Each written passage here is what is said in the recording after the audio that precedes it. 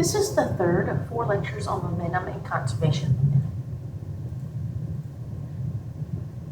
This video will concentrate on what conservation of linear momentum is, the difference between inelastic and elastic collisions. Remember, the net force acting on the object is the rate of change of its momentum. If the net force is 0, then the change of momentum will be 0 as well. This means that the total momentum before a collision is always equal to the total momentum after a collision. Now, let's make sure that we can distinguish between internal and external forces like we have in the past. Remember, during an explosion, we're going to consider the particle that explodes as one particle. So if it breaks up into lots of pieces, the forces that cause it to break up internally are internal forces, and so they do not change the total momentum of the system. Internal forces always act between the objects within the system, and as with all forces, they occur in action-reactions. The sum of all the internal forces is always going to be 0. So if an explosion pushes one particle to the north, there'll be another one to the south pushed. So the net force acting on the system would be the sum of external forces acting on it. So if all the external forces add up to 0, then the total momentum will be 0. Furthermore, internal forces cannot change the momentum of the system. They have absolutely no effect on the net momentum of the system because they cancel each other out.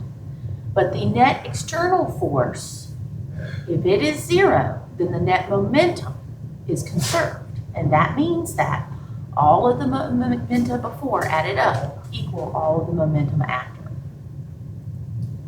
So let's look at an example. A 0.5 kilogram gun with a 20 kilogram bullet is sitting at rest.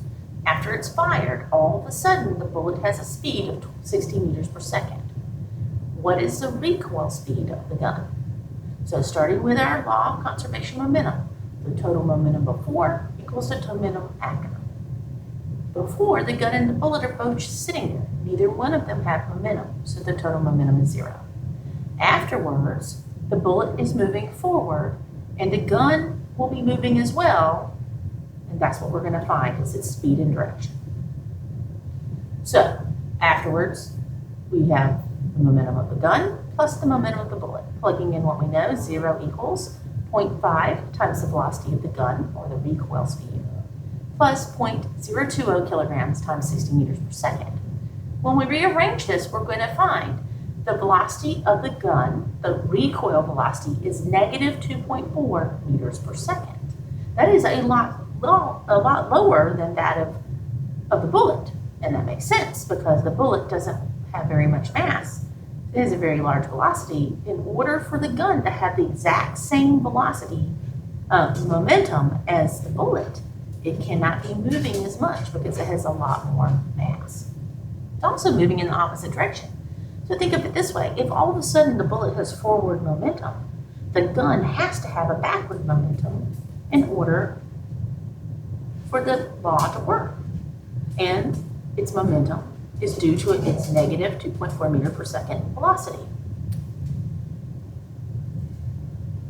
Let's consider a collision.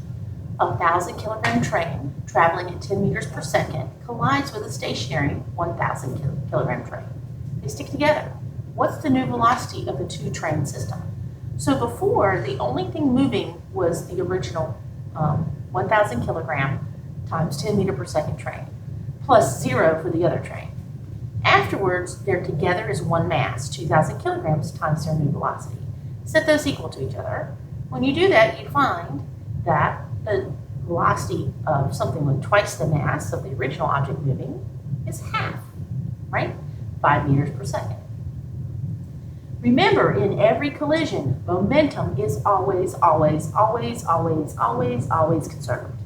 And if you're missing a velocity before or after, you're going to add up all the momentum before and add up all the momentum after and find that missing velocity. In an inelastic collision, momentum is conserved, but kinetic energy is not. So when I say kinetic energy, I don't mean the total energy, I mean 1/2 mv squared. If I add up the kinetic energy of the first train plus the kinetic energy of the second train and figure out what that number is, and then I look to see what happens afterwards, 2,000 times 1/2 2,000 times 5 squared is not going to be the same amount of energy that system had before. Its kinetic energy is lost. If that's the case, if the kinetic energy before and after is not the same, then you have an inelastic collision.